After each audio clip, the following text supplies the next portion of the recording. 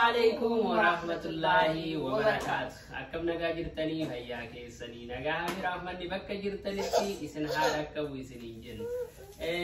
هرّا دچاني أبنيرة بك هاروت منا هاروت كثير دچاني أبنيرة سموني إسن الرابنة هذا دراني فيديو دفني كتير سوني دينه سبب نزاع سكومي سني ما تروي mana move godhaa turre mana jijjiirataa turre state illee jijjiirataa turre kanaaf namoonni beeytanii baay'ee ulfaata jijjiirachuun jechuudha bakka jijjiiratuun baay'ee ulfaata ka state irraa state deemanii fi mana tokkorraa mana tokkotti yoo jijjiiratanuyyuu akka malee ulfaata magaalaa tokko naannoo walitti yaasuun ulfaata meeshaa akka malee ulfaata magaalaa masas keessa yoo jijjiirata jette processi baay'ee qaba yaa wallahi ulfaata amma ma sodaati ana bood Allah ta'ala anu baay'ee nudadhabsiisee nama barbaachisaa nama gargaaru nama barbaachisaa kophaa ofii waa tokko godhuun danda'amu keessattuu meeshaa yoo qabaatan family akka kennaa kana yoo qabaatan baay'ee rakkisaadha jechuudha kanaaf baay'ee nu rakkisee ture alhamdulillah haa ta'u immoo baay'ee akka nu yaanne ol nu ta'e akka nu yaanne ol ta'e namallee yoo beektu haasaba keessa ta'uu baatu garuu nama beekuunu nama guddishin qabaachuunu bu'aa isaa akka argitu godhe beekte sabni keenya hin jiru namni keenya hin jiru maal hin jiru jedhaatu jedhaa hin jecha sana haa ta'u malee garuu namummaa keessatti qabu jira namni dhufanii gaafa isaanullee namni masjida tojin salaanu dhufanii nu gargaaranii meeshaa arganii jira masjida wajjin siraaka irratti nu fe'anii eenyu jedhanii wallahi joo yeroo siraaka irratti kan fe'anii asitti illee yeroo galchanii namni waan hin jirreef mijanne silaasii diina turree akka gammachuu kennaati kanaaf asitti illee haga dhufnellee namni dhufanii nu gargaaranii siraaka irraa meeshaa akka ulfaatu san baasanii as keessa nu seensanii as keessa immoo fuunee mana keessa iyyuu bakka silaa barbaachisu kaa'uuf immoo humna guddaadha chaalenjii guddaadha kanaaf torbee lamaan darban kana akka malee dadhabnee bakka isa waliin eenyu jedhaa turre alhamdulillah amma kun garuu amma alhamdulillah kunoo teenyee jirraa qopannee jirraa kunoo yeroo jalqabaa bunallee danfifataa jirraa isuma faana danfifannaa jenneeti amma tokko ofirraa ufne jirra keessatti ammoonti jiru yoo ta'e man musirreessuudha waan biraatitti alhamdulillah waan bira xumurree imalli keenyas haala gaarii baay'ee nama hawwatuun godaansi keenyas akkanuma uummata akka osoo nu jalaan hir'atiin uummata osoo nu jalaan badin gammachumaan dhumate alhamdulillah daawwattoota keenya isaanillee du'aa nu godhaa turanii jedhaa turanii wallahi haala du'aa warri nu gootan galatoomaa du'aa nu godhaa turtanii isin birra jirran jedhaa turtanii galatoomaa rabbiin isinirraa haa jaalatu isiniin jenna amma booda immoo video kennatti deebinee gadi akka isin barsiisnetti seeraan haala qabeessa akka isin hojjennu duraa himnee irra jalqabumaan himneerra quality qabuun video quality qabu kan nama waanuma hundaa bakka akkuma duraanitti gadi kan dhiibnu ta'a kanaaf isinirraa turre jechuudha kanaaf video dafnee gadhiisuu san wanti dhiifneefi sababa kanaafi garuu immoo like isan illee beekinaa like godhaa jajjabeessaa guddisaa chaanaala kanaatti maalummoo subscribe share yaada keessan illee barreessaa daawwattoota keenya hin dagatinaa maaliif laayikiin keessanii akka namoota hedduu bira gahu waan fayyaduuf like godhaa akkasumaan immoo yaada keessan illee barreessaa anis kunoo buna danfisaa jira isin waliin gammadnee waan irra geenne isinii himna waan jennee sanii amma kan dhufne isin yaannellee baay'ee yaannee daawwattoota keenyallee baay'ee yaannee akka nu yaaddanillee abdii qabna akkuma argitan viidiyoo irraa erga gaafa dhufneeti walii gadi meeshaa kaan hojjannaa kaan walitti kaan adda hiinaa walitti hiiku walitti adda hiiku guyyaa guutuu osoo ta'e osoo garana jiru alhamdulillah rabbil alamin garuu moola godaansarra maaltu jira isteeta yoo jiraatu jiru namoonni biyya kana hedduun keessanii beektanii bakka waa hedduu adreesii jijjiiru jira deemtee bakka akkuma isteetaatiin seera mataa isaa qabaa ijoollee iskuula akka galchitan yoo jiraatan san processii meeqa jira laayisansii namoonni keessatti warri biyya kana jiraatan yoo jiraatanii baay'ee murteessaadha.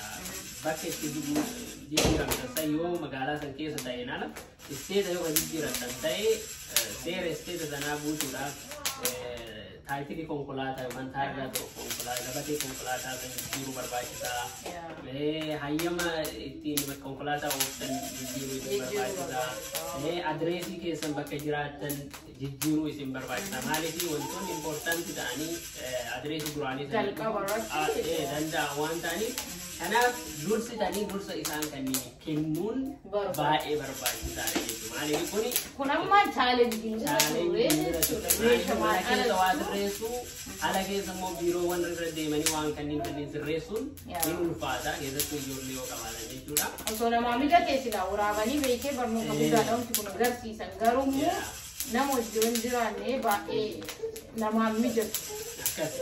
Garuu immoo dirqama wantoota kanneen odoo bakka sanii mana isteet haara sanitti jijjiirratti otoo qoratanii fayyadamaa jecha. Qoratanii bakka sanii seera isaanii beekanii maal akka barbaachisu achi yoo dhaqan bakka garii turuullee dandeetta. Ani immoo turuu torbee kana qofa boqonnaa waan qabuufi torbee san fayyadamuuf jecha malee ji'a tokko akkasiin qabda wantoota kanneen jijjiirachuudhaaf garuu immoo dafanii osoo jijjiiratanii gaariidha. Bareeda wanni makamiyyuu daftee yoo xumurte bareeda siidha. Moor adireesii kan ta'e ergaatii dhufuun beektuu poostaa keessa waan ta'e. Dhugaadha. Kanaaf akkanarra oollee kun akkuma viidiyoo irratti argitan dadhabaa oollee. Abdiillaalaa hiikaa hidhaa yookaan biloonii kennaa yookaan waan si barbaachisa jedha. Saambaata taa'ee haga torbee kana dadhabe. Ani immoo yoo isaan meeshaa guuran garuu anillee ima guuraa garuu immoo jala muddamu baay'ee sodaadha bakka irra kufinaa waa ta'inu jedha. San hundaa bira dabalee jira alhamdulillah garuu barnoota hedduu namaa ta'a beektaati. Manallee bareedaa argannee. Onlaayina qabanne sanuyyuu waan hin argin tokko qabannee shakkaati maaliif waan arginu sanii waan ofii arginu onlaayina bakka irraa arginu san ta'aaf hin ta'u addaan hin beeknu shakkimarraa lafti waan nurraa fagaatu. Hatta bar viidiyoo nuun laalle mana kana piikcharii isaa suuraa isaa qofa laalle mana akkamiiti suuraa bicha agarre malee homaa waan naannawa akkamiiti. Mana keessi mana akkamiiti annisaa akkan waan irraa beeknu takkan qabdu. Alhamdulillahi rabbil aalamiin akkan wayne on ta'e mannillee haa ta'u immoo bakka garii hin geessine waan isin mudanne waan mudate keessaa bishaanii gubbarraa dhibbisa wannaan eesiin gubbarratti qorri isaa irratti aayisii ta'e cabbii ta'e jechuudha. Inni sun maal ta'e edaa qorri nu islaa as nu haa ba'u eenyu suni sababa sana aayisii sanaan cufateeti ka alaafiitu suni as keessatti wannaa opereeshinii isaa hojjetaa jiru jechuudha. So maal ta'e deemee achirra kuufamee bishaan gadi baqu eegale mana keessatti. So dhiphisuu eegale jechuudha bishaan keessa nu harka yaa'ee warra yaabne warri dhufanii bishaan sun immoo yoo namichi hin tolche jedhee wannaa akkana ol fuudhu bishaan edaa saanii gubbarraa guute achi itti gaggaragalee namicha gandaa. Manni wanni nuti ta'e bishaan mana keessa nuti dhiphise dhiphuu sanirraa ka'ee warra yaabne namichaa iyyuu rabbitu baase jechuudha. Mataa irra kubee yeroo sana osoo namaa tolle waan godhanii namaan tolu namichi baay'ee rifate. Kanaaf hubannoo akkasillee arginee manoo kana. Booddee immoo garuu nu sirreessanii jiranii eesiin baay'ee guddaa ture. Aayisii cabbii guddatu achi keessatti Achirraa lakkuuf anuu waan biraas eemuudha. Kanaaf ho'i akka malee jabaataa ture akka malee ho'aasitti waan isin ajaa'ibu gaafa sanii akkuma dhufneen furaa hin arganne nuyi guyyaa qidaamee dhufna jenneeni turree deemnee itti bilbilee guyyaa jimaataa dhufnaa jenneeni warrillee sa'a sadiitti seentan nuun jedhanii sa'a sadii sanitti seenne jennee yoo dhufnu. Guyyaarraa sa'a sadiitti akka biyyaatti. Sa'a sagalitti miti. Sa'a sagal akka biyyaatti jechuudha. Yoo nu dhufnu manni reediin taane qulqullaa'ee wanni hundi tolee nun eeyne kanaaf hin qopheessine waan ta'eef ganaa haga yeroo magriibaa eeguu qabdanii nuun jedhan. Achi jara fuudhee lammaffaa akkasuma jedhaniin ho'i waan birii gara geessu hin jiru. Nama as jiruttillee bilbiluuf xiqqoo achi nurraa namoonni ni hiixatanii.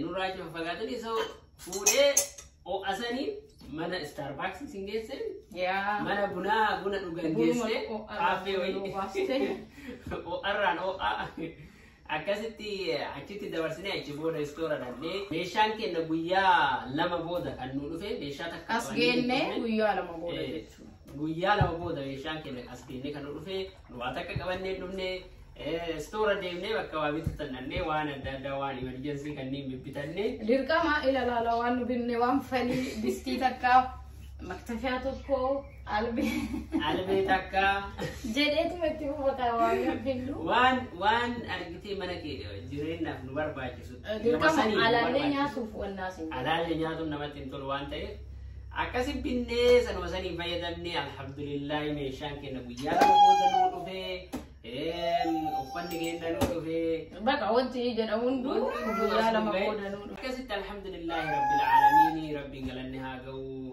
rabbiin asiin nu ga'e kunoo jireenya haarawaa eegalle alhamdulillah rabbil alamin kanaafi kana sheerisni goona jenneeti bunallee walumaan kana jenneeti kunoo bunallee gahee jira maashaallah nabiilaan akka malee gammadde isin dachiisaa jirti ijoollee namoonni qabdanne beektanii ijoolleen akkanuma xiqqoo yeroo hirribaa isii waan hin geenyeef isin duchiisuu barbaaddeetii kunoo ammoo bunnis danfee jira daawwattoota keenya chaalenjii bu'aa bahii hedduu keessa nama asii jechi karaan nu deemne suni uffii mama sa'a 12 walirraa fageenyi isaa jechuudha. Sa'a 12 fagaata. Diraayivingii konkolaataan jechuudha. Biyya Itoophiyaa irraa almost I think Saudi jala ga'uun oolu I don't know. Saudi ayee akkasitti exactly beekwanii garuu sa'aaf jechuudha gaggannaadhaan filaatee waliin xayyaaraan waan akkasii wayii dhagaheera garuu ani dubbaan battirraa fagoodha alhamdulillah kunoo as geennee rabbiin galanni haa ga'u akkuma argitan mana keenyallee haga tokko tottolfanne yaa karaa immoo adeemsa keessa jalqabawwan dhawaatumaan dadaftee wanni godhuun dandeettu enerjii akkasitti qaba osoo gartanii bara istiraap galgalli kennan namu achuma kukkufee bakka dadhabbii irraa jechuudha. Wallahi nuti siiti jari lamaanuyyuu hanga humna ofiitti waan wayii moo godhani garuu immoo hin dadhaban garti. Nama dadhabsiisa akka malee nama dadhabsiisa. Kanaaf dhawaatumaan waa sirreeffanne jenneeti ofii si gube. Akkanaa daawwattoota keenyaa akka gammadanii deebuu keenya akka gammadanii waa hundayyuu akka gammadan abdii qabna isin immoo like share subscribe isa jedhu san hin dagatinaa. Dagatinaa kanaaf amma booda videolee keenya haga dandeenyu normaalii gadi isinii dhiisuu yaalla isiniin jenna.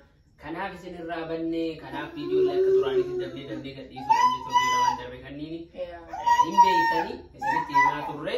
Kanaaf galatoomaa isiniin jenna isin jaalannaa isin kabajnaa like share gochuun dagatinaa warri haarawaa ta'an immoo subscribe gochuun dagatinaa isiniin jenna. Video jaalatan maal godhan like subscribe malatu bilatu wanti sirreessuun jiraate waan kana sirreessaa nuun jedha yaada keessan ni kabajnaa hin fudhanna waan sirreessuu dandeenyu yaada sirreessuudhaaf ni yaada jechuudha. Inshallah akkasii wanti jettu maali wanti hin jedhu maayuuti buna haadhuun jechuuf na bira hin jirtanii kunoo bunallee danfifannee haala kanaan simannee jechuudha. Kanaaf mana keenya xiqqishuullee taatu viidiyoo irratti argitanii dhawaataan tolchina waan ta'eef kanaaf galatoomaa baay'ee isin jaalannaa waan hanga dhumaa laaltaniif galatoomaa isiniin jenna bakka jirtanitti nagaa fi rahmanni isin waliin haa jiraatu. Assalaamu alaykum wa rahmatullahi wa barakatuh.